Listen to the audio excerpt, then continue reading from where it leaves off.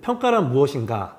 라는 이제 책 제목을 이제 심사숙고해서 결정을 했는데, 가끔 선생님 연수를 할 때 이렇게 물으시는 분이 있어요. 그럼 선생님에게 있어서 평가란 무엇입니까? 라고 물으시는데, 저는 제가 평가에 대한 고민을 하기 전과 후로 구분을 짓는다면, 이 전에 좀 관례, 관습, 이런 게 아니었나 생각이 듭니다. 예를 들면 이원 목적분류표가 그랬던 것 같아요.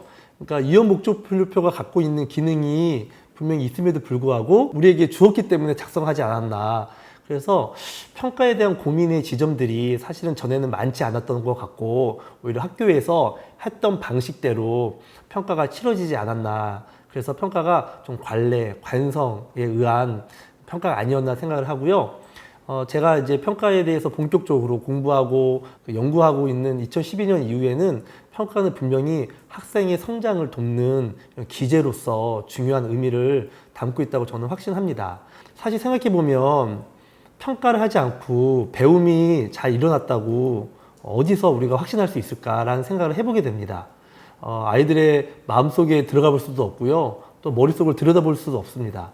결국엔 우리가 가르치는 것을 잘 확인하기 위해서는 평가가 필요합니다. 그렇기 때문에 평가를 위해서 또 필요한 전문성들이 있는데, 그런 전문성들은 좀 키워나갈 필요가 있지 않을까 생각이 듭니다.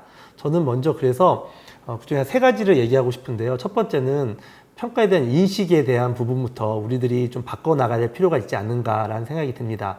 학교 현장에 평가가 잘 돌아가고 있는지, 내가 실시하고 있는 평가 문항은 제대로 된 평가 문항인지, 우리 학교에서는 혹시나 서열화 점수하고 있지 않은지, 또 우리 학부모들의 인식은 어떠한지, 먼저 인식에 대한 점검이 필요하고요. 두 번째는 학생 평가를 위해서 필요한 것이 있습니다. 우선 평가의 시스템을 변화시켜야 될 것 같습니다. 국제고사를 통해서 여전히 한 날짜를 정해놓고 학부모도 스트레스 받고 학생도 스트레스 받고 또 선생님도 스트레스 받고 있다면, 일제고사를 없애고 교사별 평가, 상시평가 시스템을 도입해야 되는, 또 평가 시스템을 좀 점검해야 될 필요가 있다라고 생각이 듭니다.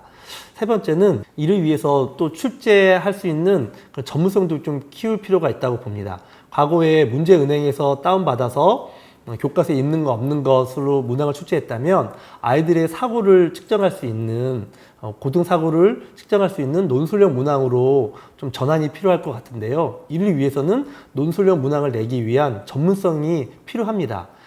부족하지만 저희 책에도 약간 소개가 되어 있고요. 또 다른 책자에서도 보면 논술형 문항을 낼 수 있는 방안들에 대해서 얘기들을 하고 있습니다. 그래서 참 어렵지만 힘들지만 이런 세 가지들이 좀 선행이 된다면 분명히 학생들의 성장을 돕고 또 우리 수업의 변화를 가져올 수 있는 이런 기제로서 평가가 작동되지 않을까라는 기대감을 가져봅니다.